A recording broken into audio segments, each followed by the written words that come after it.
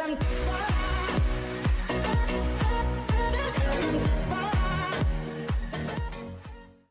ladies and gentlemen, Argyle here, and today we have before you is Diablo 2. Now you may be wondering why in 2016 I'm playing a game that came out in 2000. Well, with all the dice theory and the thought that a fourth Diablo was coming out, I figured I'd go back and play the beginning, at least, not the, well, the beginning of PC gaming for me and the beginning of my Diablo experience. I don't think I ever could get my hands on Diablo 1. Now, Diablo is just this was one of my favorite games ever. Well, I always say that about every game. I just enjoy a lot of the games. But I remember, 5 or 6 year old me, my dad bringing in a old Microsoft computer and booting this up, and we were playing it. And it was one of the first video games I played on the PC. I think before that we played Mortal Kombat on the Sega Genesis. While we played some violent games as kids, but one of my most favorite memories playing this is being so excited that I defeated Diablo that I was swinging my little legs and I accidentally kicked the computer. And what this did was absolutely brick mode our hard drive. And it sucked because my brother was into the fifth act, my father was into the fifth act, we all were sharing the same computer, so it just blew up. And from that point on, he started calling me the Anti-Midas touch.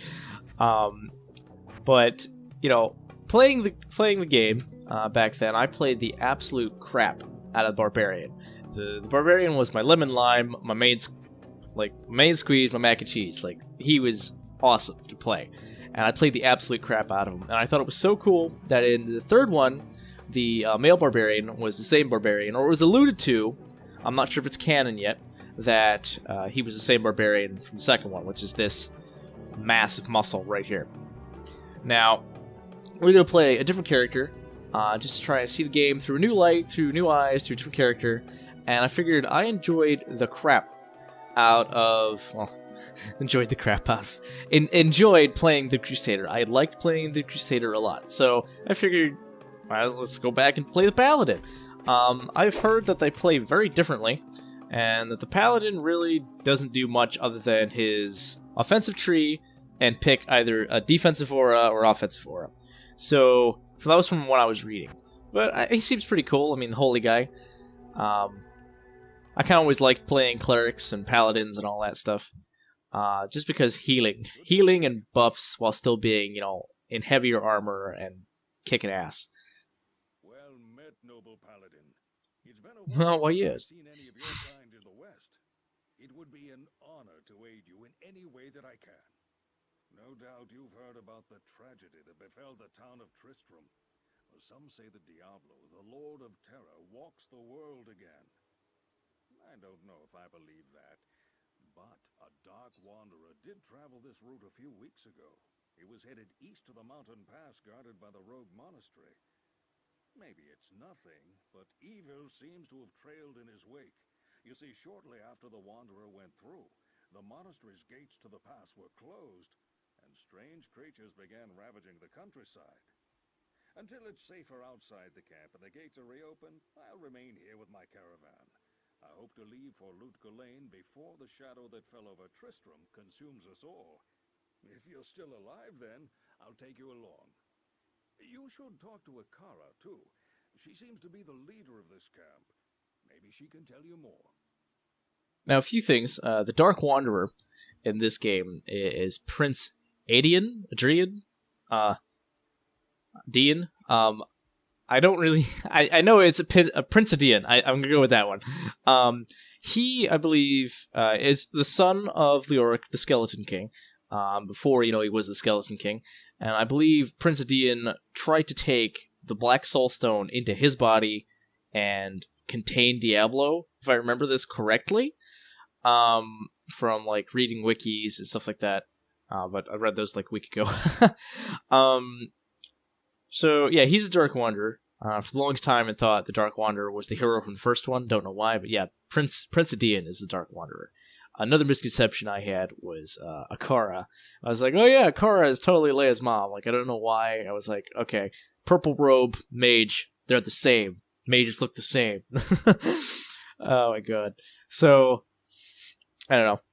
We're gonna go over there and talk to her and see what she has to say. Boob. I am Akara, High Priestess of the Sisterhood of the Sightless Eye. I welcome you, traveler, to our camp, but I'm afraid I can offer you but poor shelter within these rickety walls. Oh well. You see, our ancient sisterhood has fallen under a strange curse. The mighty citadel, from which we have guarded the gates to the east for generations, has been corrupted by the evil demoness Andariel. I still can't believe it, but she turned many of our sister rogues against us and drove us from our ancestral home. Now the last defenders of the sisterhood are either dead or scattered throughout the wilderness. I implore you, stranger, please help us. Find a way to lift this terrible curse, and we will pledge our loyalty to you for all time. I don't know. There is a place of great evil in the Oh yeah. wilderness.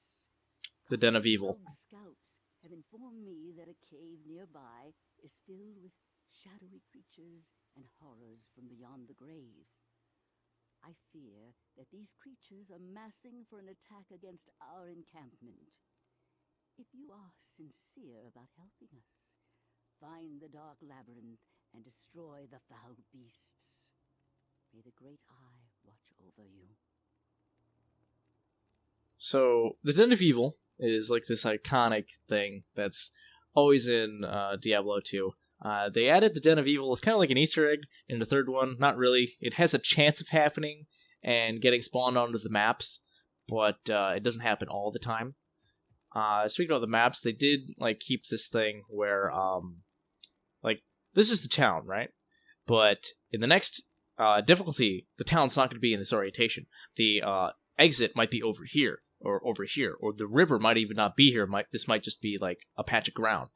I don't know. Like they have all these things that we kind of really expect in games now, like in Path of Exile and stuff like that. This randomization of maps, and it kind of happened. It started with this. It feels like, though I'm pretty sure some of these concepts were before this. It's just seeing the early stages of everything is kind of cool, and kind of looking at things going, wow, they did this in this game.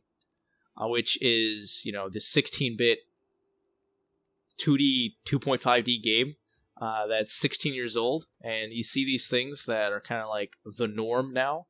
So I think that's pretty cool. So let's go kill some people. Now, I believe the Paladins and the Crusaders are different. I do believe that they both follow the Zakarum faith. Oops, I cut him off. They both follow the Zakarum faith, but I think they, channel the light differently.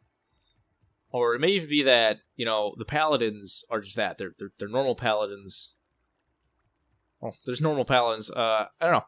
I think that's it. Like, they follow the same faith, but different paths. One of the things I always do in these action RPGs is I'll always go around the outside of the map. And I don't know why I do this. I think it was just one of the things my dad told me to do. And he pretty much got us into these type of games. He got us into PC game in the first place. Like, he got us into Diablo. He got us into Titan Quest. Neverwinter Nights. All those old ones. And it was so cool playing them. And he's such a cool guy, and he knows all this stuff about pretty much anything and everything. I always say I should always say he should go on Jeopardy, but it was really cool that he brought Diablo 2 and all these games to us as kids. 5 or 6 year olds, you think, okay, that's kind of inappropriate, but it was fun. It was fun. Or it might have been later than that, actually. Or were we 6 or 7? Jeez.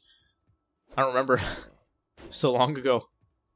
But, I don't know. This game's fun, and I hope you enjoy it. I know I will. And I'm glad to have you along for the ride, I guess you could say. Okay. I did this out of habit. there's a stamina bar, right? And in this game, there's no infinite ammo. There's no infinite stamina. You can't just run. You know. And number 3, you can. You just run like crazy. This one, there's a stamina bar, and in this one, you have ammunition. So I never really used the throwing weapons or the bows and the javelins and stuff like that in this game. It was very weird playing an Amazon. I did spears with the Amazon, but it would suck. You'd get into this mob with magic guys, or you'd get into this large group, and then you'd run out of ammo and you were screwed. Okay, what we just passed was the skill shrine. What the skill shrine does is, I don't have any skills on me, which I'm kind of dumb for. I don't think we start with any skills yet. What's this? Unsummon, okay. But what the skill shrine does is it adds skill points to that skill. Or any skill, rather. So it makes it seem... It makes you act with your skills as if you were levels higher in your skills. You have to have a point and actually have the skill to use this. I have it, and I grabbed it just because I can grab it.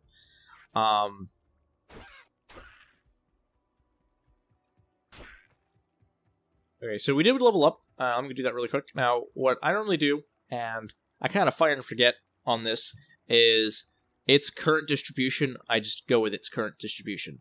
You say I have 5 points, so I'm just going to do 1, 2, 3, 4, and then we're going to save that point to way of 4 again, just so I don't get lost and mix it up and everything like that. I don't really know anything about the stat builds or anything, or any of the crazy endgame stuff, so I just kind of go along with it. That's what I always did to make it easy for myself. Now, like I said before, you have our offensive auras and our defensive auras, and we have our combat skills. Well, you kind of always want to be in this tree, from what I remember, and pretty much this is to flavor what you want to do. But the defensive aura, like prayer, slowly regenerates the life of you and your party. That's cool, but it drains your mana. Whereas this one kind of just exists, and it doesn't drain your mana.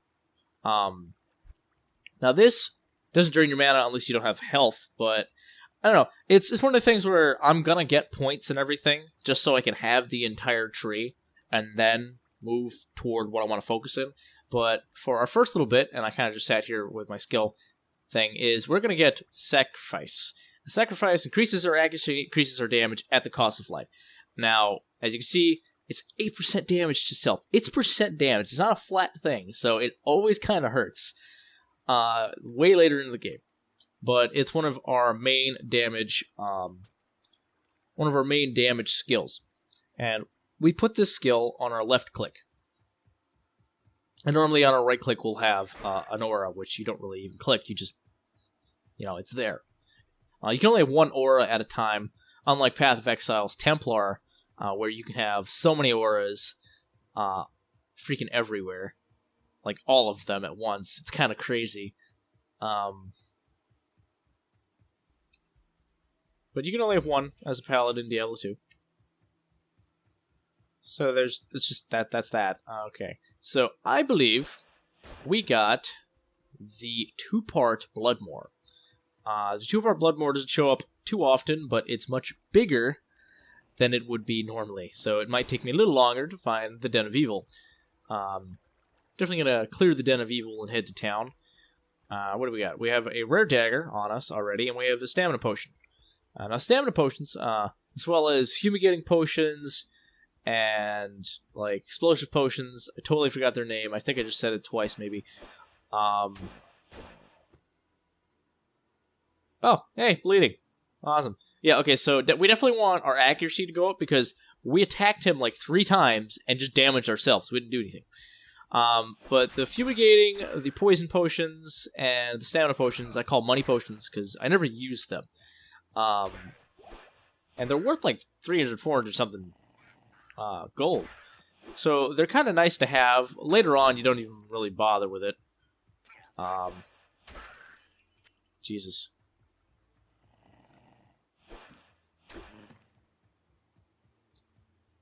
Yeah, no, Sacrifice is for that hit. So 8% current damage, and you get a 20% increase to attack rating and a 180% increase to your damage. So it definitely doesn't increase our accuracy too much. So I might put a little more in dexterity, maybe, to try and not miss. Because it kind of you miss, you're hurting yourself. That's it. I mean, you're like Krieg from Borderlands. You just smack yourself in the face. It's like hurt. So we haven't come across the Fallen. I think I killed a few of them before. The Fallen are these little, funny-looking red guys. They're normally with a shaman. What the shaman does is revives them. Now, the Fallen were kind of once these like badass demons, and they kind of messed up on something royally and got cursed. So these, I don't know. I always thought it in my head like these big, massive, amazing demons with horns and shit got turned into these midgets, or these smaller demons rather. Oh my god, I'm killing myself. That was ridiculous! Oh man, can I do this and just hurt myself? Yeah, I think so. So, yeah. Fallen are also funny because they'll say it sometimes, and you might hear them say it. It's like rock and issue. I always heard it as rock and eat a shoe. I don't know why. That's just how I've heard it.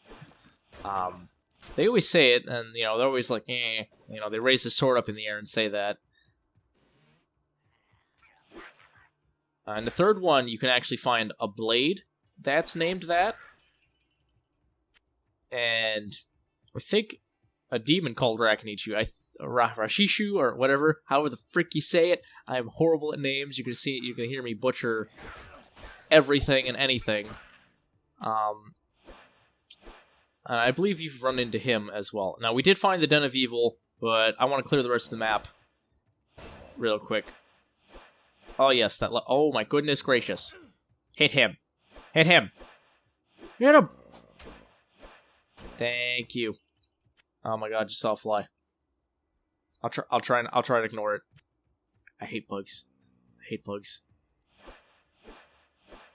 Which is why I hate the second act. The second act is cool, it's in Luke Lane, it's in the desert, but there's bugs.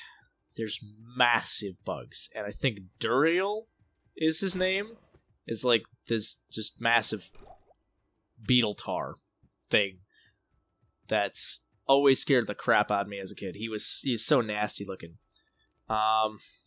So we want even more damage. Now, is there an aura that increases our attack rating? Yes. Now, I'm probably going to take that one. I'm going to take the 1 point in this one, and I'm going to have it active, so we just do more damage. Actually, you can actually use the F keys in this as well. If you hover over it, and you can assign it. Okay, she has something to tell me. And if I remember this correctly, it's probably like, don't go over there. Turn back. I can tell that you need more experience to fight safely in the next wilderness. Yeah, I think I'll be alright. Now, I'm gonna grab the waypoint, which there's a fast travel system in this game, which is absolutely wonderful. So you don't have to run everywhere, because running, obviously takes a little longer. So yeah, we have our waypoint, and we'll head straight to the Den of Evil. I don't really care about over here, because it's I'm not really sure how I should do the format on this. I might do it 30-minute chunks. I might do it 45-minute chunks. I'm leaning more toward 45 minutes just because I feel like 30 minutes sometimes not a lot happens. So we'll see how that goes. Alright, off to the Den of Evil! Let me do my stats really quick. Okay, 1, 2, 3, 4. And we're done with that. Okay. Evil dwells within this cave. Dude, evil dwells everywhere. Oh my goodness gracious. Thank you. When I hit them one shot. Actually, I do hope I find a scepter. Alright, actually, okay. Let me kill these guys really quick. Oh, okay, there's a gargantuan. Now, you tell me that guy's face does not look like a butt. Like, I always see his face, and it just reminds me of a butt. Like, he's got a butt for a face. I hope I find a scepter, because the scepter is the class-specific item for the paladin. And what the scepter normally has is bonuses to skills of what the paladin can do. So, say +1 to might. And you'll have plus, like, a skill level higher in might just for holding the scepter. I think they had similar things in other games as well. Of course they do. I'm sitting here thinking of Path of Exile. Yeah, Path of Exile does that stuff.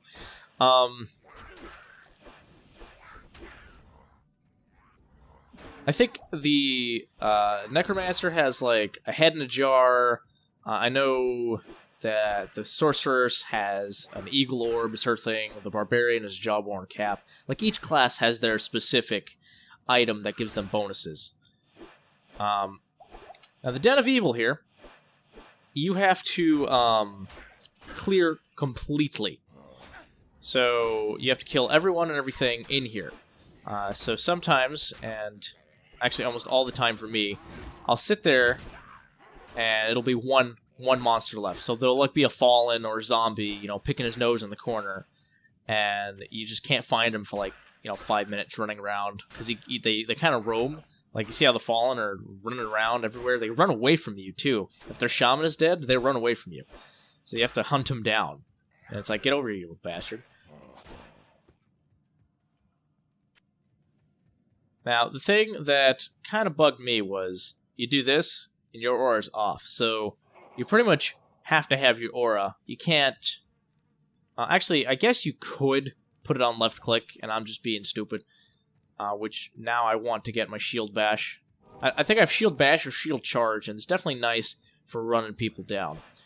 So you get in range just to, do sacrifice. Is that Corpse Fire? Yes, it is. Okay. Corpse Fire is like the boss of the Den of Evil. He's always there, somewhere. Oh, we got a rare wand. The magic items in this game are, like, exponentially expensive. Like, if I can find a scepter that's alright, I'll use it off the ground. The magic items are so freaking expensive. Like, the wands, the scepters, the eagle orbs, the staffs and stuff. Oh my god, there's a shaman, and I keep killing them. They're, like, even if it does, like, nothing, it's still a good chunk. Or just because it's blue and has maybe, like, +1 to strength, it's like 1,000 gold or something. Like, oh, Jesus.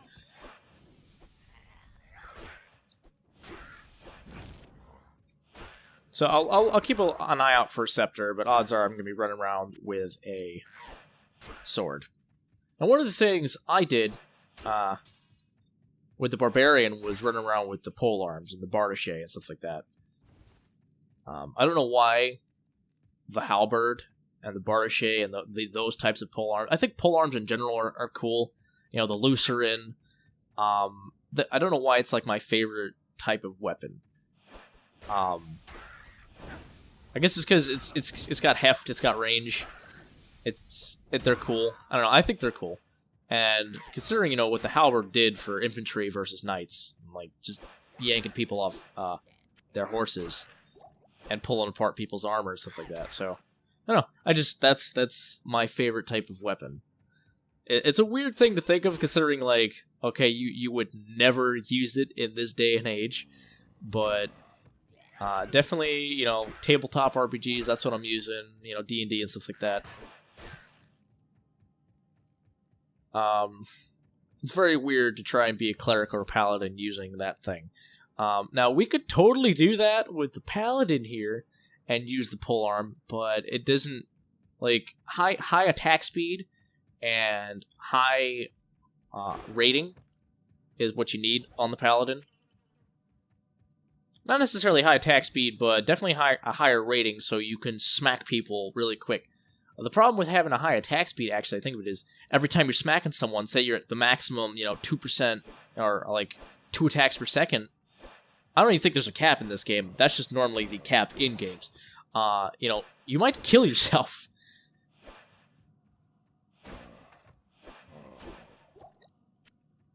Alright, let me guess. Let me freaking guess. Yep. Where is our little friend? in the corner somewhere. There's probably... you know what? I'm going to guess it was that group of Fallen that I was fighting while I was talking. He's going to be, like, the one that got rezzed and then ran away really quickly. Little bastard. Let's do her stats really quick. Boop, boop, boop, boop. Okay. We'll leave that there. New skills. Okay, so we've got one in that. Defense rating. I think we're going to be very offensive with it. Temporary stun your enemy by bashing it with your shield. Okay, there it is. So I have to put 1 point in that. What we're going to do is... Oh, I saw him. Ugh. What we're going to do is F1, F2. So we're going to run around with this second skill.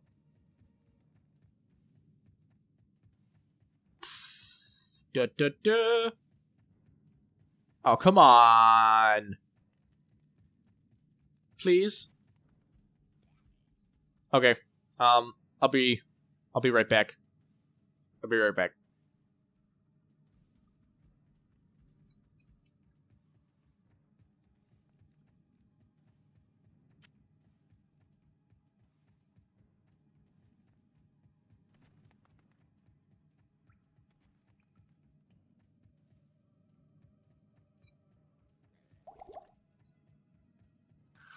Okay, we found him. We found him. Give me a little bastard.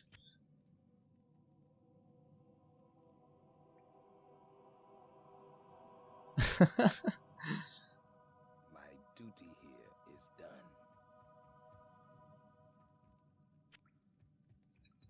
Alright, da-da-da-da. Let's go back to town. Boom.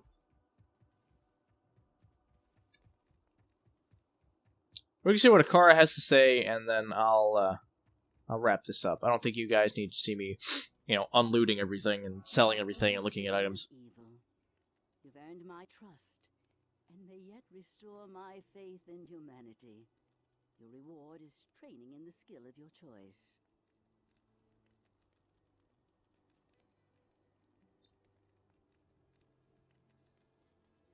Cool. I was not paying attention. Sorry. Alright. Well, awkward silence. I was just trying to think of what to say. Yeah, so that's the end of this episode. If you enjoyed it, please hit the buttons below, like and subscribe. I definitely do enjoy that you watched it this far, if you did. I hope you all have a wonderful day, and I'm out.